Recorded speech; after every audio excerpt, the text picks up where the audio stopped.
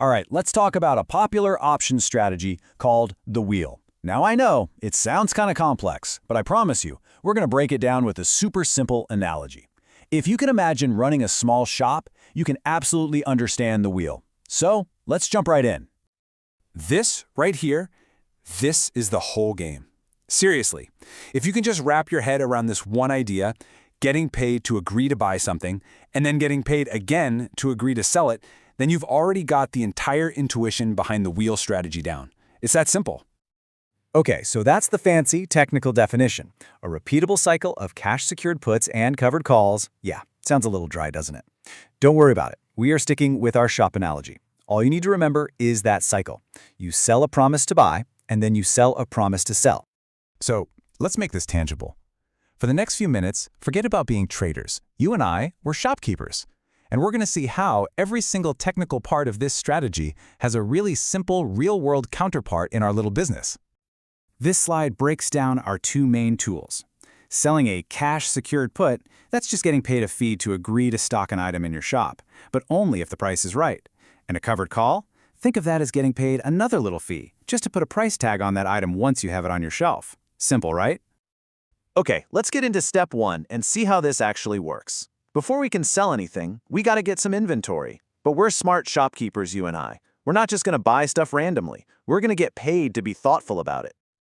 This is basically your business plan. First, you pick a quality product, a stock you'd actually be happy to own.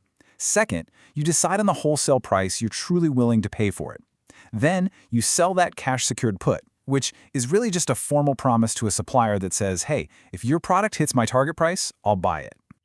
And here's where it gets really cool. The supplier, the market, pays you a fee called a premium just for making that promise. They're literally paying for your commitment. And the best part? Whether you end up buying the product or not, that initial fee is yours to keep, no matter what. Let's put some real numbers to this. Imagine a stock is trading for 50 bucks, but you think, 45 is a much better price. So you sell a cash-secured put at that $45 strike price, and bam, you immediately collect $200 in premium.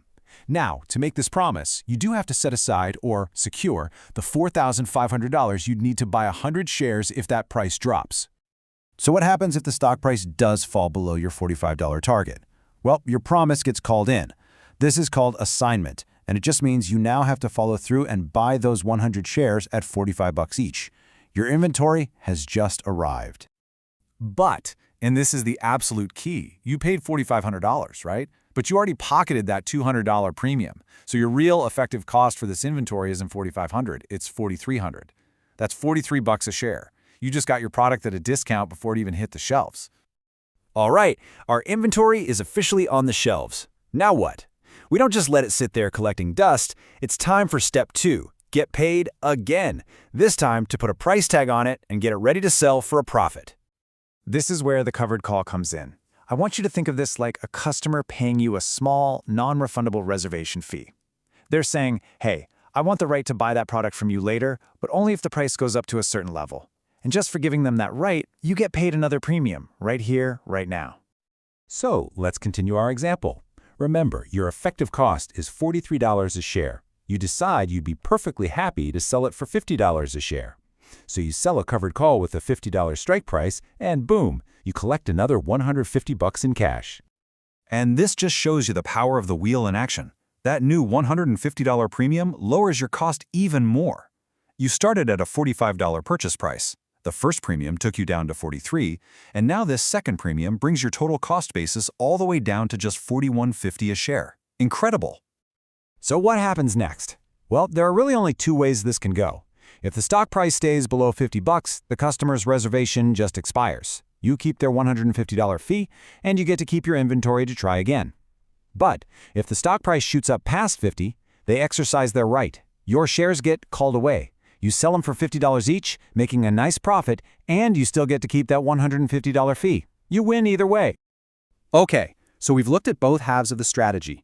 Now let's put it all together and watch the full wheel turn, completing that beautiful cycle from cash to stock and right back to cash again. This is the entire process in one clean loop.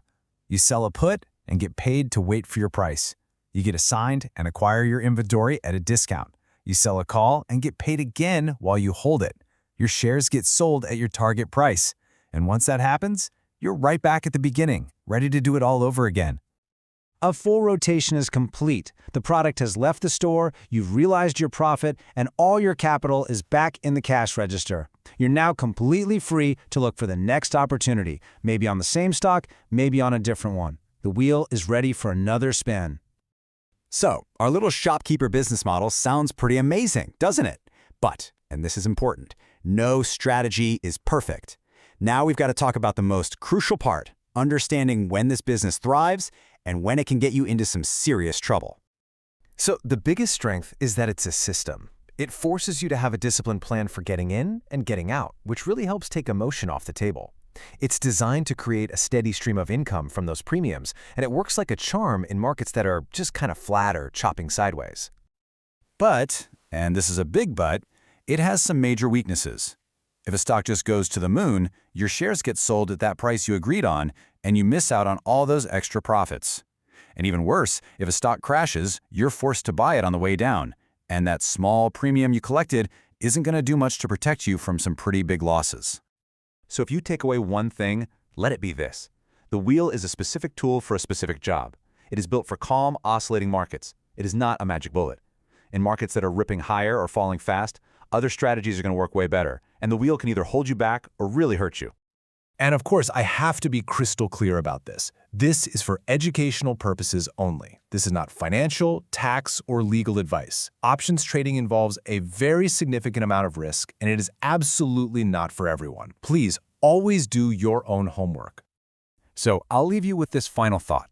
The shopkeeper plan is simple, it's repeatable, and that's why it's so attractive. But the market is chaos. The real test of a trader isn't just following the plan when things are going well. It's knowing what to do with a shelf full of inventory when the market decides to crash. Are you prepared for that?